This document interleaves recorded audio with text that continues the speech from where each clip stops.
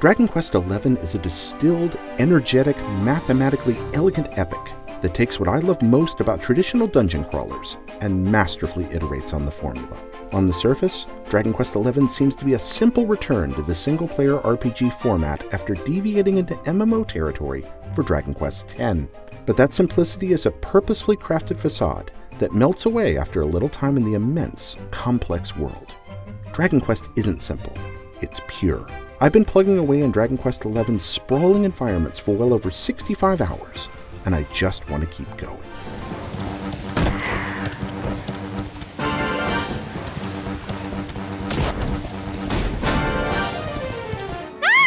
Monsters! Dragon Quest XI battles prove that turn-based combat can be absolutely nail-biting. Encounters are snappy, tactically satisfying, and full of surprises. The vast menagerie of monsters presents unique challenges in every battle, and I found myself eagerly rushing toward new types of enemies just to see what twists they threw my way.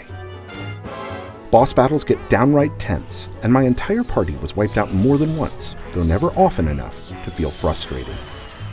With the exception of a few stints on the high seas, there are no random encounters in Dragon Quest XI. Every enemy is lavishly depicted in the open world, and the Akira Toriyama-designed monsters spring to life with gorgeously fluid animations in HD.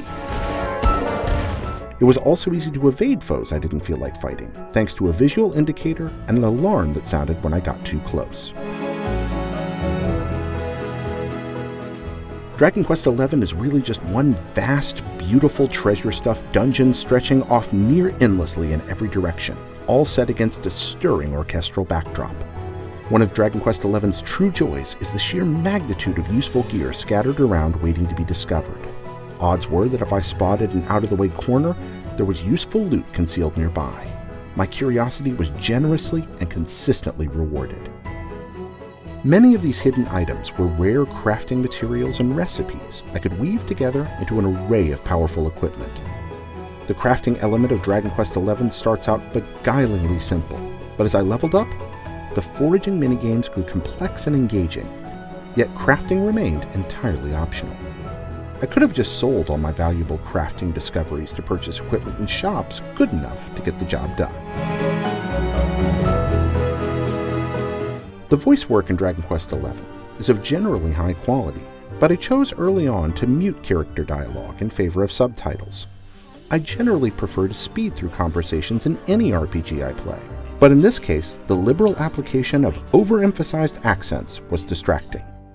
I've looked all over town, but she's nowhere to be found. The text localization is excellent, with the most impressive collection of clever English puns I've ever encountered in a translated video game. A town where residents spoke in haiku was an especially impressive feat of creativity. But while townspeople have a lot to say, very little of it is vital, so I wasted little time getting back to stabbing and searching. Dragon Quest XI is a throwback in at least one negative way.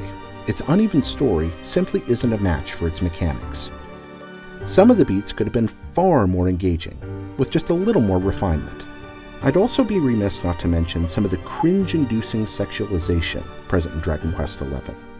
What does a side quest tasking me to dress up female party members like fetishized bunny girls really add to the Dragon Quest experience? And one weird optional encounter with a joke about consent wasn't funny to me at all.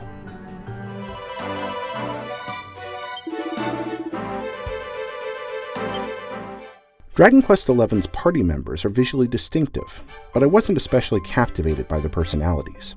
The silent hero, the Luminary, is a deliberately blank slate. Despite having their own rather dull story arcs, the other party characters become far more interesting when you focus on their stats. Every character's skill tree advances meaningfully, and each character's distinctive combat abilities complement the party. And in combat, I could shuffle party members in and out on the fly to adapt to any situation. When things went wrong in battle, I was confident that I could come back stronger or better prepared and try again with little penalty. Dragon Quest XI also nails accessibility by creating a challenging system that also makes allowances for players of any skill level.